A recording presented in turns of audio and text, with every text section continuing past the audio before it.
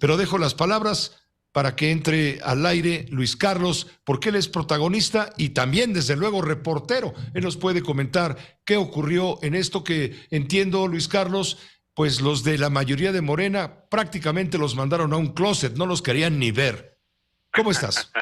Muy bien, Pepe, muy buenas tardes, muy buenas noches. Pues mira, hoy los partidos de la Alianza Va por México organizaron el inicio de este foro alterno de discutir la reforma electoral. Efectivamente no les prestaron las instalaciones, digamos, oficiales del Congreso, y entonces sesionaron en las del grupo parlamentario del PAN, pero te diría que el evento estuvo bien organizado, hubo una nutrida participación de la gente, y yo participé en la inauguración, y básicamente lo que yo reflexioné ahí con las personas, los invitados y los partidos, fue un tema muy importante para la discusión de esta o de cualquier reforma. Antes de discutir los cómo, antes de discutir de qué color vas a pintar la pared o de discutir qué tipo de plomería le vas a poner a tu casa, hay que definir qué estilo de casa quieres. Y tienes que definir, además, de qué tamaño quieres que sea tu casa. A mí me parece que en este momento López Obrador y el gobierno están proponiendo los cómo sin discutir qué queremos de casa, cuál es nuestra visión de país de aquí a 2050.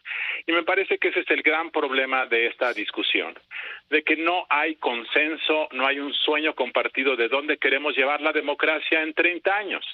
Y entonces lo que estamos discutiendo es si los consejeros del INE se eligen por voto popular, o si se le cambia el nombre al INE, o si se le quita dinero a los partidos políticos. Y yo creo que antes de discutir eso, hay que discutir cuál es nuestra visión democrática de país, y en eso no hay coincidencia, y por lo tanto, desde mi perspectiva, lo dije hoy en la mañana, es muy difícil poder discutir qué tipo de color le vas a poner a las paredes si ni siquiera sabes qué estilo arquitectónico quieres para tu casa.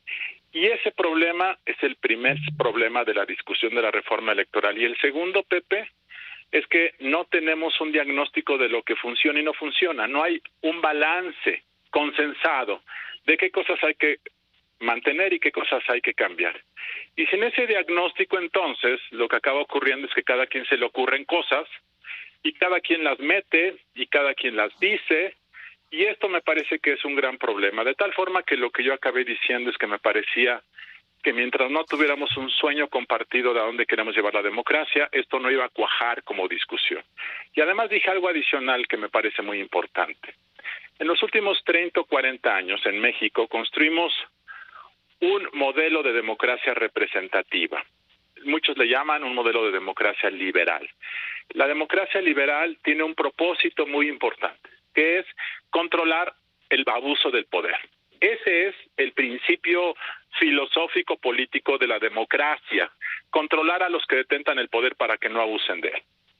Y ese principio guió el desarrollo democrático del país desde los años 70.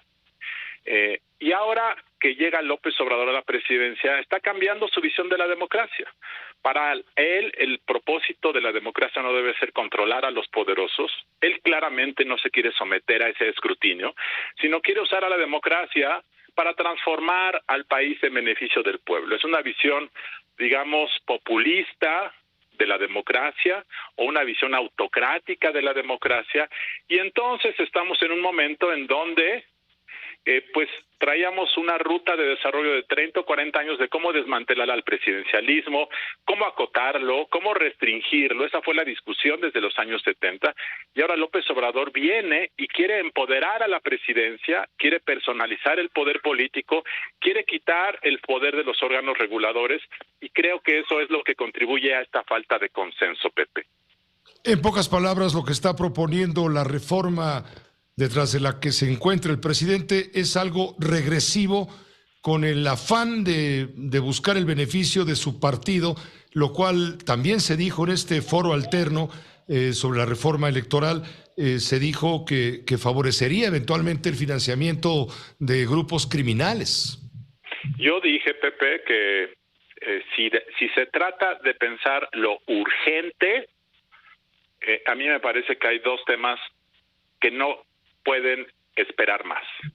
Uno es el problema de la penetración del crimen organizado en los procesos electorales, que si no se resuelve y se atiende en el muy corto plazo, nos va a llevar a lo que se conoce como la colombianización de la democracia. ¿Qué quiere decir eso? Que el crimen organizado manda, pone, quita y decide. Y esto que ha empezado a ocurrir en algunas regiones del país puede extenderse muy rápidamente a todo el territorio nacional.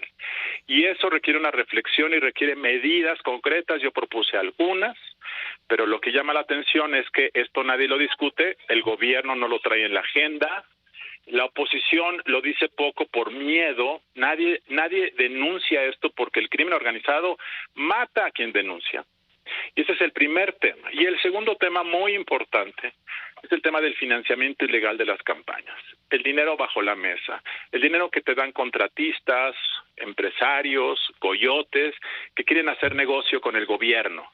Y este tema se ha empeorado en los últimos años porque este gobierno se ha dedicado a dar muchos contratos de forma directa, muchas obras públicas sin licitar, y eso está empeorando el problema. Entonces, antes que pensar si los consejeros electorales se dirigen por voto popular o si le quitamos dinero a los partidos, el tema de sobrevivencia más inmediato y más importante en México es cómo contener la penetración del crimen organizado en los procesos electorales. Pues gracias por ayudarnos a entender la dimensión de este Parlamento abierto, alterno, sobre la reforma electoral, donde participaste tú. Estuvo también José Goldenberg, que fue el primer presidente del IFE ciudadano, luego de la reforma política de 1987. Estuvo Angélica Peña, estuvo Javier Aparicio, desde luego estuvieron representantes de los partidos políticos como Jorge Romero de Acción Nacional, Rubén Moreira del PRI y Luis Espinosa Cházaro del Partido de la Revolución Democrática. Muchas gracias como siempre, Luis Carlos, un gusto escucharte también hoy. Gracias, Pepe, buenas noches.